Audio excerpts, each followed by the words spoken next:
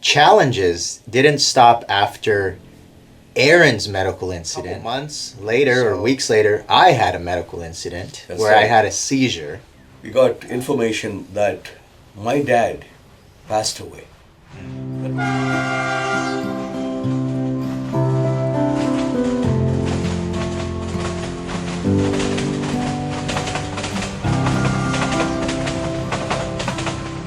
And so there, Mom and I, we were just holding hands and we were praying. And this is one time you don't even feel embarrassed. Some people feel a little embarrassed, to pray in public. Sure. Hey, Mom said it's our son, it's his life. And we were holding hands, we were praying. And again, as I said, not enough money to go to the cafeteria to buy something. Right. We were not thinking about food. And even if we thought about food, the food didn't think about you. We didn't think about us. Right. Because we had no money to buy the food. Yeah. We were on a budget. We never had an envelope which says hospital expenses Right. or cafeteria expenses. So now, late in the evening, by that time your grandma came to the hospital, and she was a tremendous help to us. Very, very helpful. And she was there talking to the nurses and the doctors, and she had to go back to her workplace as well. But in the evening they said, now we've done what we could, but now we have to send you. They told Mom and me, we're going to send your son to the children's hospital. How come? Because they said that there was something still, they couldn't find out what was causing these seizures. And they said the best place would be the children's hospital. And that was another experience. Right. Because now I have no car. And I asked about the children's hospital, and I knew how far it was in Los Angeles. Now I couldn't be walking. Right, because of Aaron's experience. Because of Aaron's experience. I couldn't walk that distance. So now we were pleading, Mom and I, we were pleading with the emergency people. We said, please help us out. And the doctors and nurses intervened, and they made a special case. So we were going in that ambulance at a tremendous speed with the siren going on, and all this was new to us. Even though we experienced that with Aaron, but close on the heels of that, it didn't even give us a chance to absorb, digest, and say, okay, this is what happens. Yeah. And so we were there at the Children's Hospital. They took us immediately, and they started treatment, and they had no room as such.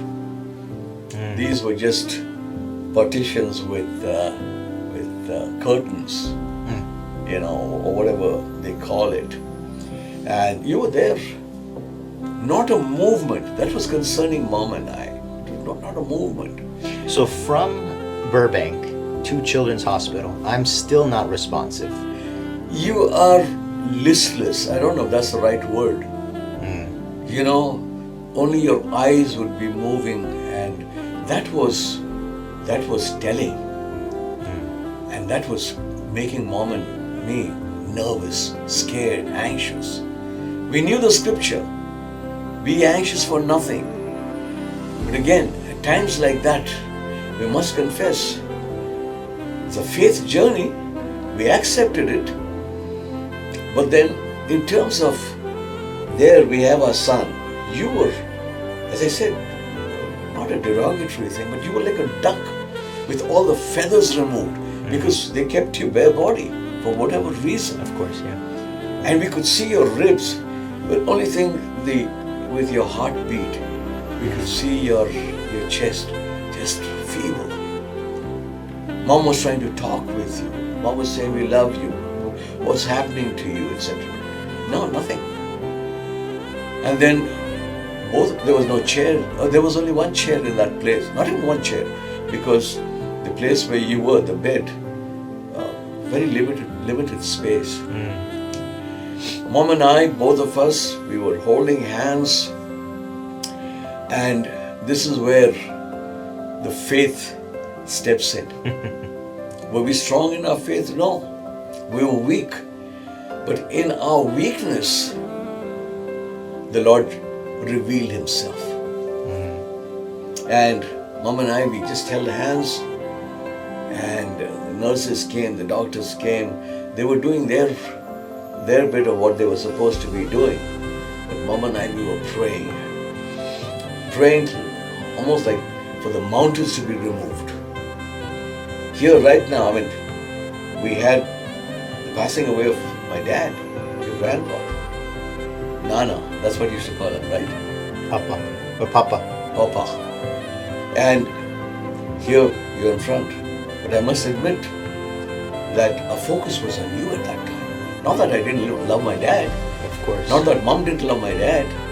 But here was you. You were right in front. Yeah, it's an emergency. It's an emergency. Life and death. Right. And whole night. If we talk about praying, I think that was one night one time when we prayed, whole night holding hands. Never a moment. Even when the doctors and nurses came, we were still praying. And then it was morning time, and again, and I said, no money for coffee. Right. I was a coffee addict, but we were just there. That was not important for us. Coffee was not important. So you guys spent the night at the hospital? The whole night standing. Wow. There were no chairs. And we just wouldn't leave that space. We didn't want to even leave it for a moment. Even to go to the restrooms. Around 8:30 when the doctors and the nurses come on their rounds, they came and they said, we have some good news for you. He's doing okay. He's responding okay. But he's very weak. And he has to have some very good nourishment. Nourishment, which means we need to have a separate diet for you. Yeah. Now, we didn't even have money to go back to our apartment in Burbank. Yeah. Now it's a long drive. So we called Grandma, and then there was one taxi driver, I think it was called City Cab. City Cab. So that guy came. He knew us. He was God sent. And he came and he took us home. And mind you, he never charged us anything. And in fact, he became, I think his name was Neville, or, he was an African American gentleman. And he became a family friend. And he said, don't worry about any money. If you want something, please tell me. I'll go and get it for you. Or if you want to go to the store, I'll do it for you. I mean, again, we saw another part of America. Yeah. Where there are people. We can't just put them on with one broad brush. He had a heart. And he had compassion. It was not about money. So he took us, and then he started giving us some books on juicing. How we could, just buy some fruit and then give it to you. So we went there back home, and we never had much furniture. Yeah. Whatever little furniture we had, but we were back really traumatized, tired, and then it was hitting us from all sides. Now, Mom had 3 situations to handle. One was Aaron, recovery. You, just out from the hospital. You needed treatment. You were still little. In fact, she would hold you in her lap. I mean, that's how small you were. And then with me, with my dad passing away, that was one of the lowest points in our faith journey. But one thing Mom would always say, a family that prays together stays together. So we would pray. Yeah. We would pray. And that kept us going in that phase of our faith journey. That's amazing. It's an honor to hear that story, and I'm clearly here, healthy. Thank God. Thank you for sharing that. Yeah, because these are things that we want to. Sometimes we forget what God has done for us. Yesterday, by God's grace, we are what we are. But we don't want to forget where we came from. What is the situation? So people who are watching us, and we hope and pray that people are watching, not because these are emotional stories only, but intertwined, well knit into this is God's hand upon us. And we want to continue even now. Thank Him that the song that comes to my mind right now is Count Your Many Blessings. Name them one by one, and it will surely surprise you what the Lord has done. Some of these things, as we are talking, it's not scripted.